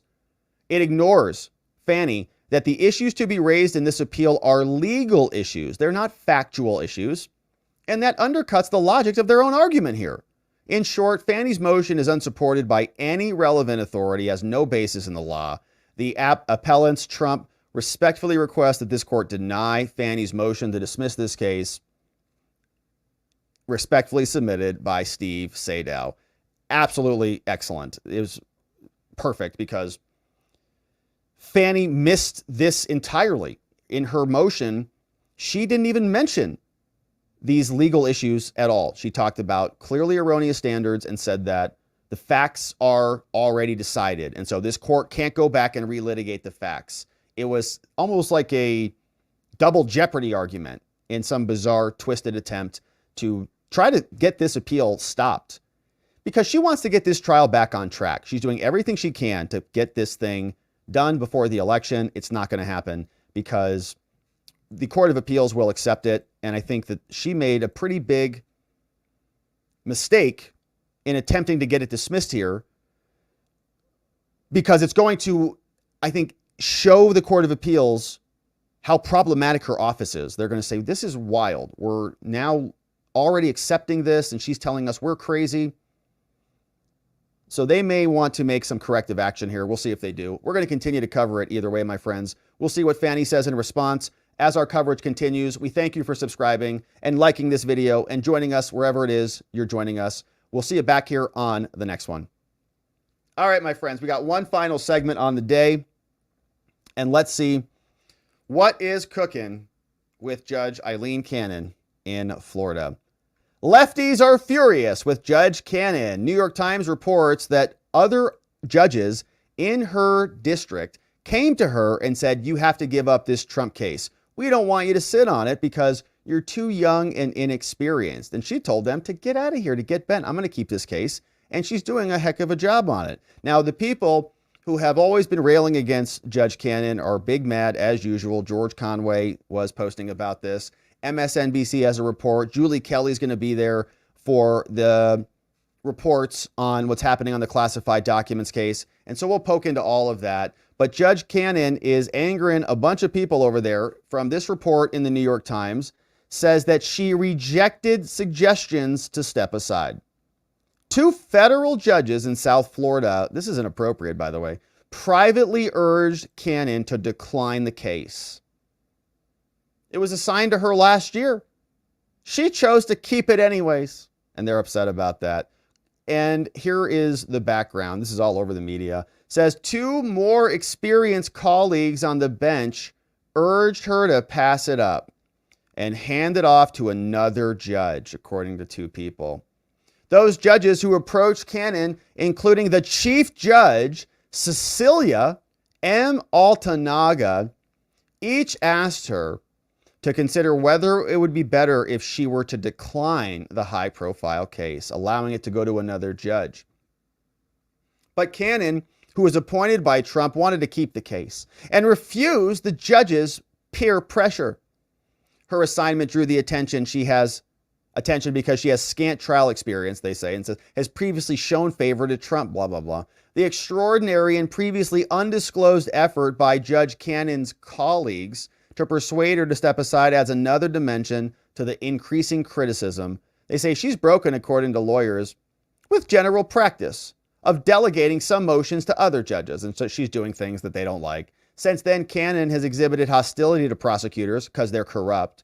She's handled pretrial motions slowly. Jack Smith is basically going to be on trial here in a minute because he's illegally appointed. They manipulated evidence in the classified documents case and have botched this from the very beginning, declining to set a date for the new trial. And Mr. Trump's lawyers have urged her to delay any trial until after the election. We'll see what ultimately happens, but you can see how upset they are. Word of early efforts by her colleagues to persuade her to step aside, and the significance of her decision not to do so is spread among other federal judges and the people who know them. Neither Cannon nor Altanaga directly responded to requests for comments, but someone else said, a clerk wrote, our judges do not comment on pending cases. It is routine for novice judges to look to more experienced jurists for informal advice or mentoring as they learn to perform their new roles, but not have them pressure to give their cases up, as the district judges has a formal role in administering the judiciary. But ultimately, Cannon is not subject to the authority of her elders. Yeah, like any Senate-confirmed, presidentially appointed judge, she's got life tenure. She's got independent standing, is free to choose to ignore any advice. Yeah, get the hell out of here. The 2 people who discussed the efforts to persuade her to hand over the case each talked on anonymity reasons. Do you think it would have been appropriate to go pressure Chutkan, huh? Or how about Engoron or any of these other people? Hey, Cannon, as far as we know, didn't donate to Donald Trump like Merchan donated to Joe Biden. Each has been told about it by different federal judges, including Judge Altanaga. Neither of the people identified the second federal judge in Florida who reached out to Cannon. One of the people confirmed the effort to persuade Cannon to step aside, but did not describe the details. The other person offered more details. This person said each outreach took place by telephone. Okay, because they were trying to put the right judges in the right places. This is not a bad statement about Cannon at all. This makes Cannon look like a hero, honestly. What other judges did give up their cases? Or why did Merchan in New York get randomly assigned to like 3 different Trump cases? Bannon's case, Trump's case, and the Trump org case. Merchan, of all the judges, acting Judge Merchan gets randomly assigned. No. There are people pulling the levers, trying to get the judges matched up with the cases. Cannon was a bad pick. The bingo roll came out bad. So someone called to try to get her to give it up. Suggested to her it would be better for the case to be handled by a jurist based closer to the district's busiest courthouse in Miami, where the grand jury would be. It'd be close. The Miami courthouse also had a secure facility approved to hold the classified documents. Judge Cannon is the sole judge in the federal courthouse in Fort Pierce, 2-hour drive. When she was assigned to this case, the courthouse did not have a secure facility. I'm sure that was the problem, yeah. Because Cannon kept the case, taxpayers have had to pay for a secure room. We've also had to pay for Jack Smith's $12 million prosecution. I think it's more than that now. So, yeah, that's the least of our concerns on this. The whole prosecution should never be happening in the first place. After that initial argument failed to sway Judge Cannon to step aside, she says, no, I'm not going anywhere. Someone else called her. Judge Alto Naga, okay, the presiding judge, the chief judge, an appointee of Bush, said to have made a more pointed argument, calls her, says it would be bad optics for the Judge Cannon to oversee the trial because of what had happened during the criminal investigation that led to Trump's indictment charges for illegally retaining documents. Remember this, Cannon pushed back on them, rightfully so. In August, the FBI obtained a search warrant from Judge Reinhart to go raid and take pictures of Melania's bedroom to hunt for any remaining classified documents. The agents found thousands of government files, and then charged a handful of documents. The files, they recovered 100 marked classified documents. They charged like 30-something of them. Soon after the search, Trump filed a lawsuit to get those documents back, and Judge Cannon appointed a special master, as she should have.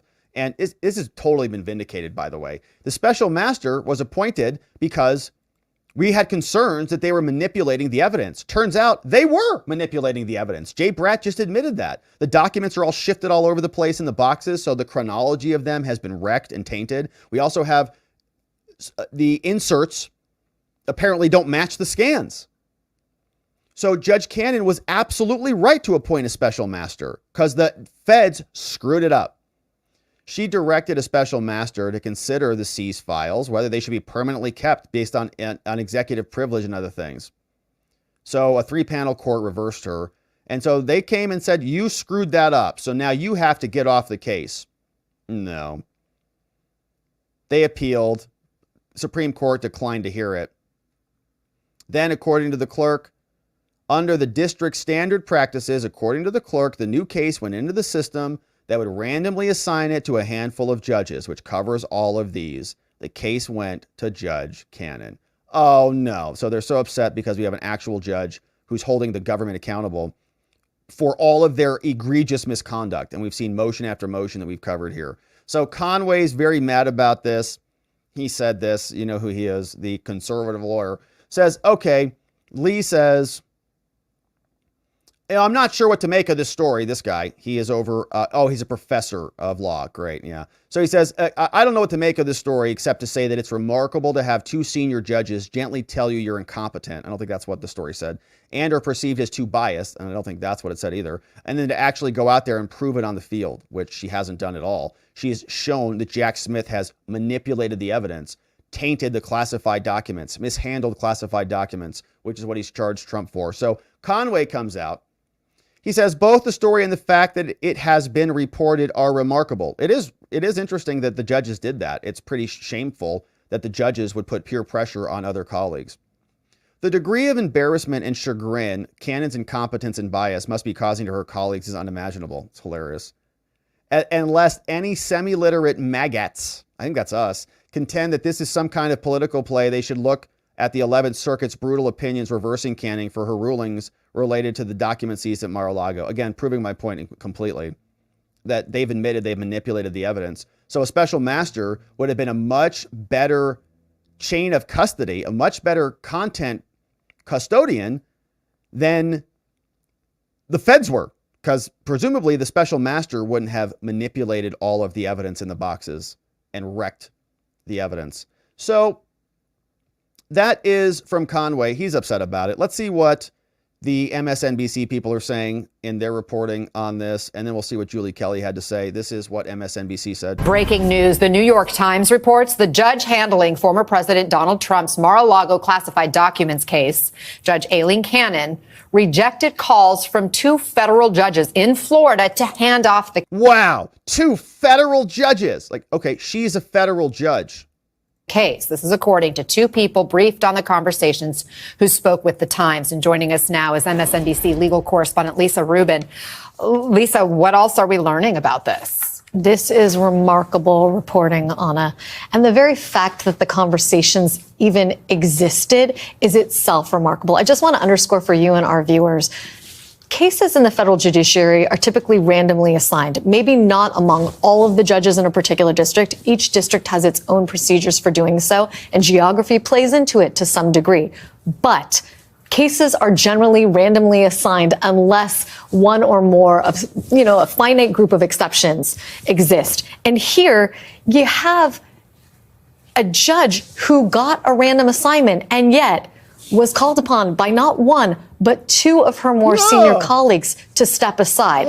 And in an escalating fashion, too. I think in this reporting, what you're hearing from the New York Times is the first judge who is yet to be named called Judge Cannon and said, maybe it would be better if a Miami-based judge handled the case because you don't have a secure facility. Because of traffic in building. Okay, right. Yeah, we're sure. She says, well, if they had a, look, if they think she's inexperienced, just say it to her face, okay? Just tell it to her face. You don't call and say, well, hey, listen, Cannon, really concerned about the fact that you got this trial we're going to have to deal with. It's kind of one of the most important cases in the whole world. This is a case that judges would be thrilled to get. It's a career maker. Oh, my gosh. We don't want you to have this case because you're going to have a long drive down to Miami. 2 hours in the car. It's hell, It's a big problem here. How often is she going to make that trip? Yeah, she says, I think I can handle the drive. Thanks. Here in I'll listen to a podcast. Fort Pierce for the handling of classified information. The government will have to construct one at great cost to taxpayers. Yeah, like Jack Smith's insane prosecution that has illegal appropriations to the tune of millions of dollars from the DOJ's slush fund. Like, that's not a waste of money.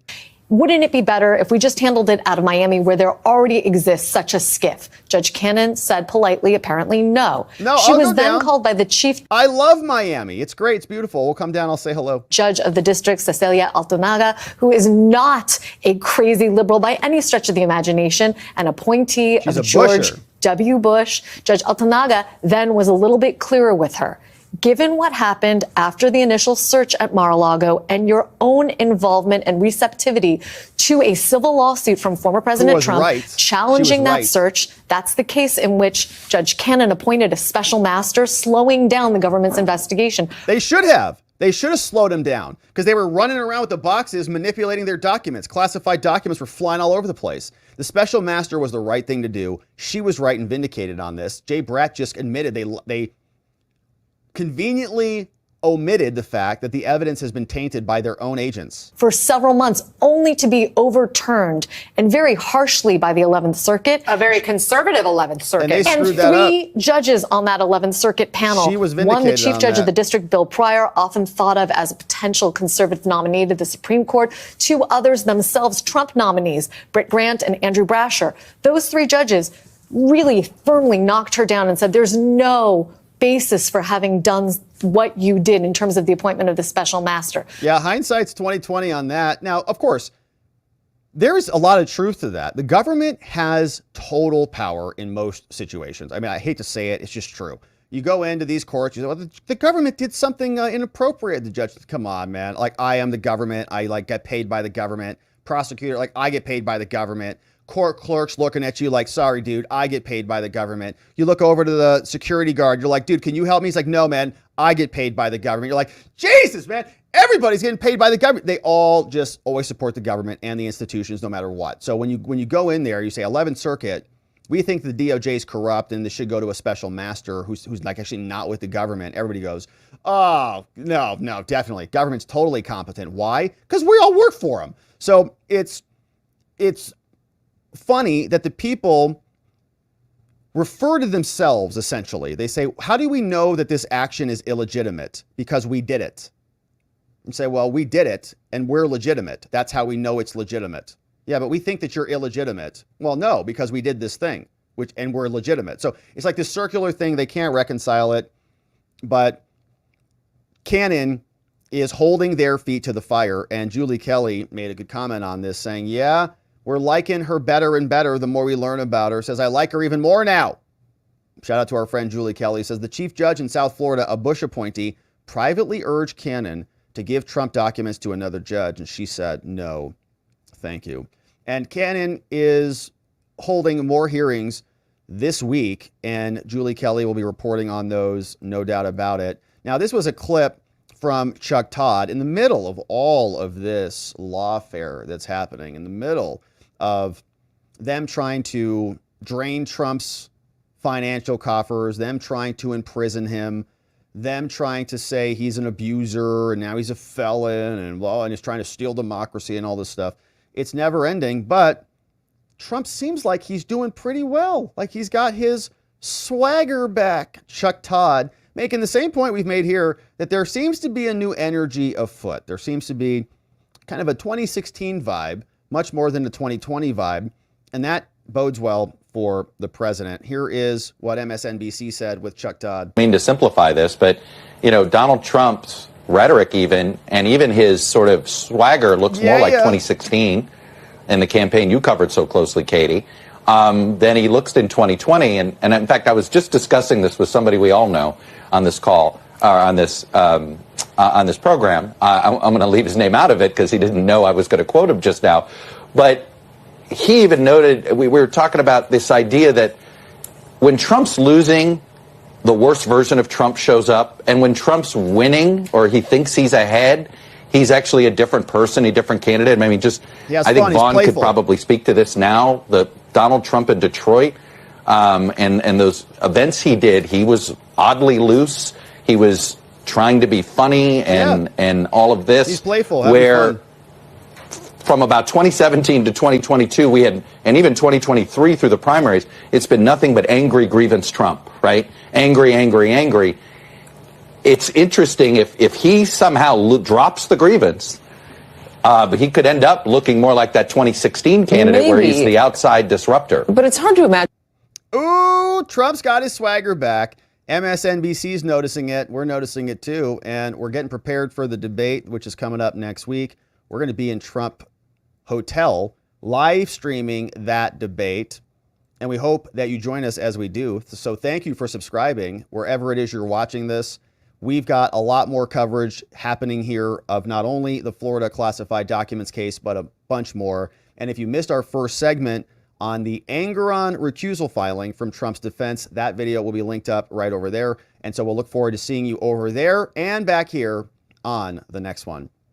All right, my friends, we covered 3 good segments today. Left furious that Cannon is not bending over and just waging war against Trump like Chutkin and Fani have. Fani, wrecked by Trump's defense, saying, hey, you missed the entire concept of the law in your motion. You're only talking about facts, but we have a question about the standard that was applied in the underlying trial, and that's what we're talking about, Fani. Maybe try again. And, of course, the corrupt Judge Engoron, Areola, a.k.a. the NIP, Areola Borealis, needs to be removed from this case. He was palling around with someone else, having conversations about this case, says he wasn't influenced by it, but we know that this entire thing was birthed out of a corrupt prosecution based out of Tish's office. So we'll now see what you have to say about all of this and check in with you. I see some amazing donos, some very generous support out there, my friends. I'm very grateful for that. And it's great to see everybody here. Let's see how we got started on the day. This one came in From ELZ in the House says, I think the RNC should sue the state of New York for election interference and then demand $1 trillion in tribute. I mean, damages. Yeah, that'd be good. And then they could just donate it into the election. That'd be pretty nice. New York would have a real difficult time paying that $1 trillion back, but what can you do? Hey, Nikki D, what's up? Welcome aboard as our newest supporter. Great to have you on the YouTubes. Very nice to see you. Hey, Norman Smith, I saw this one come in late yesterday, and K. Bean clipped it for us to remind us to say thank you for it. Norman, thanks for sending that one in yesterday. Grateful that you joined us. Hey, Catania Nana, what's up, Catania? Says smash that like button, my friends. Thank you, Catania, for the reminder on that one. Hey, Tony, hey, Munkets, bring in 5 new membos in. Tater Twats is coming in. We got PK, what's up? Azak is in the house. Lamont S. and J Squeeze gifted membos courtesy of Tony Hay Munkets. Hey, it's the Munkets bringing in 5 more membos. Wild Horses is here. What's up, Tony Hay? Richie R, Patty, Chris K, and Alice I'm Wonderland. More membos from Tony Hay Munkets, and even more from Tony. Bringing in the Zipped Up K, bringing in Serto Supero, Michael R, C. Fetzer, and Christy M, gifted membos, courtesy of Tony Hay Munkets. Welcome aboard to our newest membos. And big shout outs to Tony Hay from Hold My Halo says, shout out to Tony Hay Munkets for growing the membos. We're grateful for that, Tony. Thanks for doing that. Welcome aboard to our new membos. We love to see you. We do streams in the morning. We did one this morning, and we do streams on Saturday, so come check us out. We'll see you over there.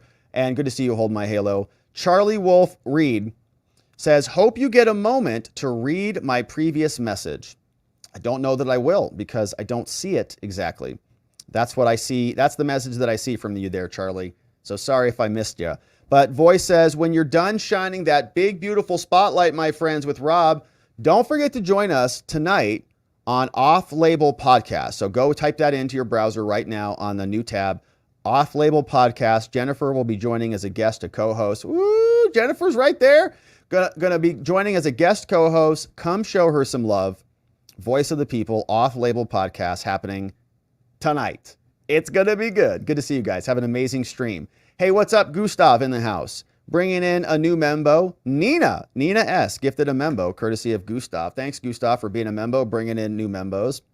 This old guy says on Locals, Engoron would never pass up an opportunity for self-aggrandizement. He's a prissy little punk.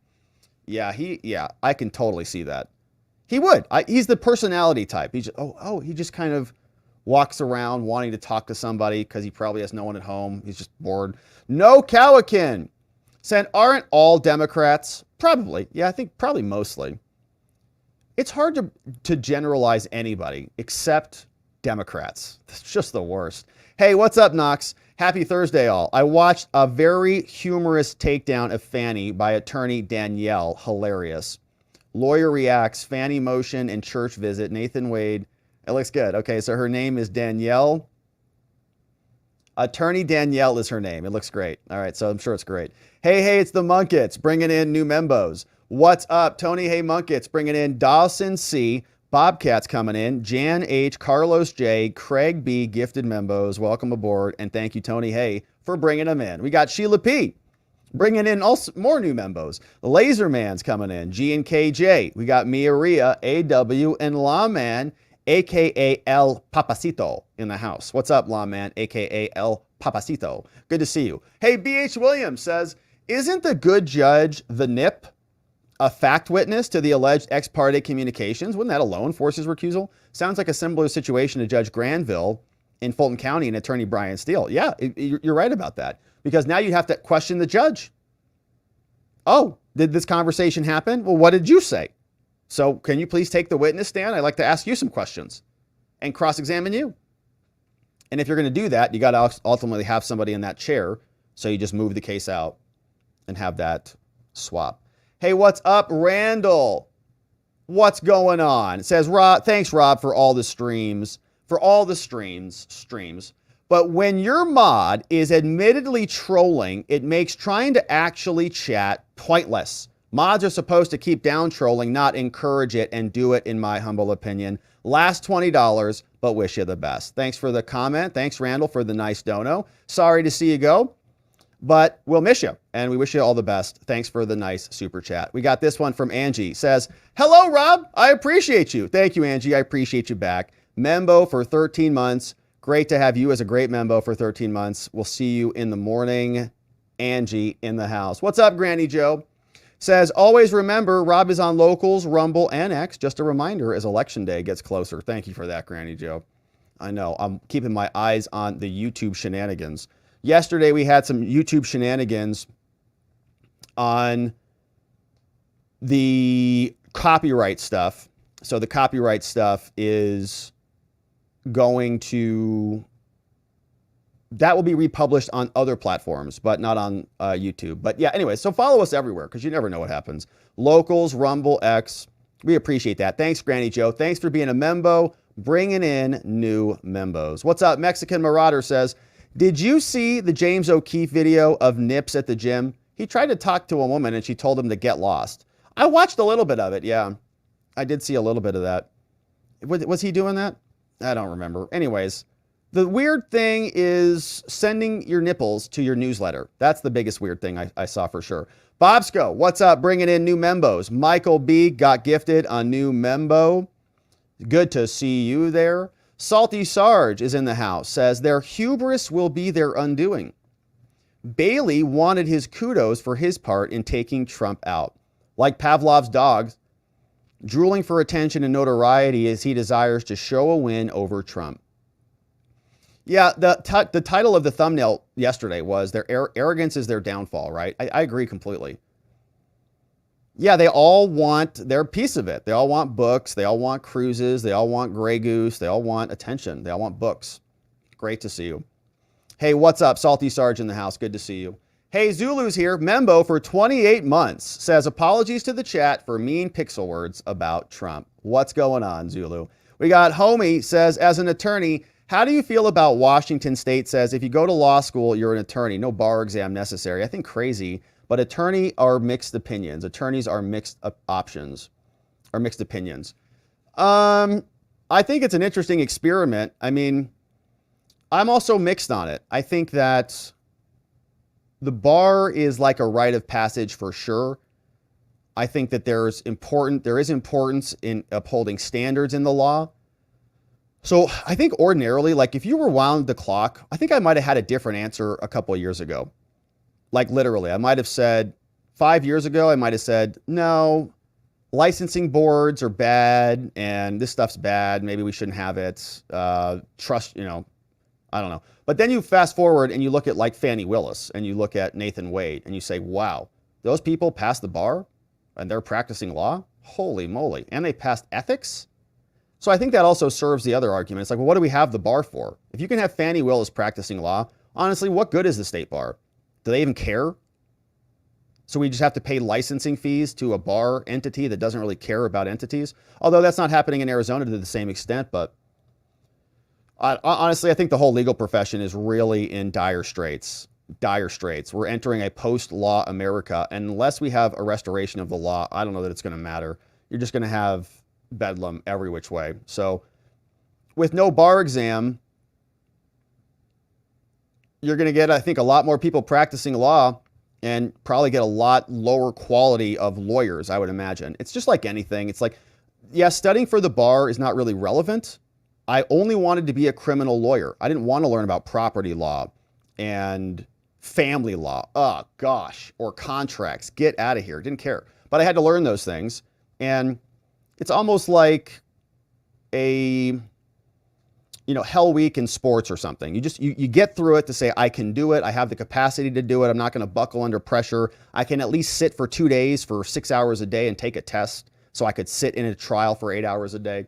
They're just these rites of passage that I think are good quantifiers to make sure that you can actually perform in the court of law to a high standard. But there really are no standards in the court of law. Fani Willis can sit in front of the judge and just lie through her teeth to him, and the entire state of Georgia doesn't care. So I think, and there's this other comment from Knox. I took 2 bar exams, Arizona and Texas.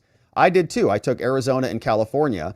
Texas was a 3-day beast. I took California. That was also a 3-day beast. If I had to do it, everyone has to do it, says Knox. I know, and I kind of feels like it's like you don't like to take it. Okay, so when that happens,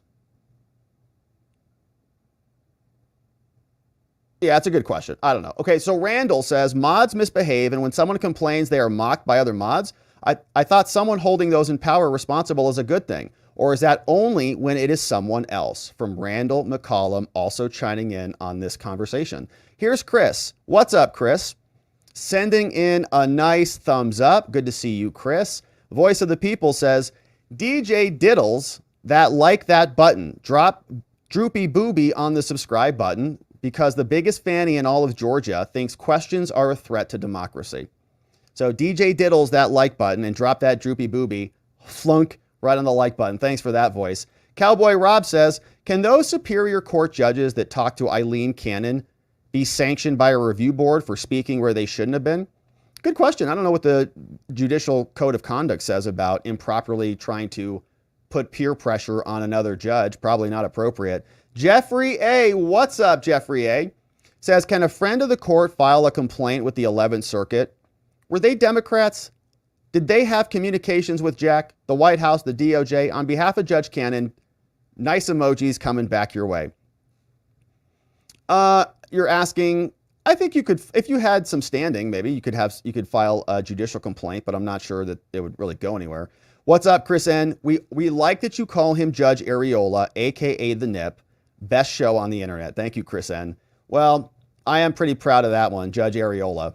Areola Engoron. It has a nice ring to it. I like that one. Sheila P, what's up? Bringing in 5 new membos. We got this one. Calbo Dave coming in. What's up, Raphael V? Crypto crackheads in the house. Man, Trump. Did you see he got $2 million today from the Winklevoss twins?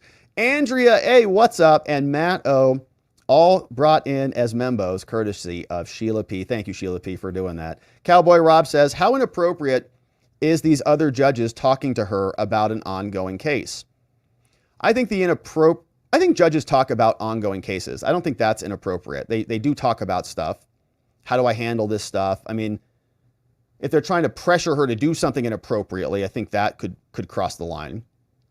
But I think judges generally do talk about cases. Now, trying to pressure her to give up a case, I think, is maybe like it's not out of help. It's out of some other ulterior motive, it seems. Bruce R, what's up, Bruce R? Says 10 new membos are coming in. Bruce Rice bringing in 10 more. Thank you, Bruce. George A from Southeast Michigan is coming in. What's up, George A? Shout out to our friends in Southeast Michigan. We got Carlene P's here, Sally D, Patty B, David M, Philip S, Susie G, Narrator Flo. We got Big Juan in the house. And what's up, Justin P? Gifted membos courtesy of Bruce Rice in the house. Hey, Spuds is a membo for 15 months. Says, as a diehard Mets, I refuse to claim these jokers. As a diehard Mets, I refuse to claim these jokers. Hey, this one came in from Warrior Heart.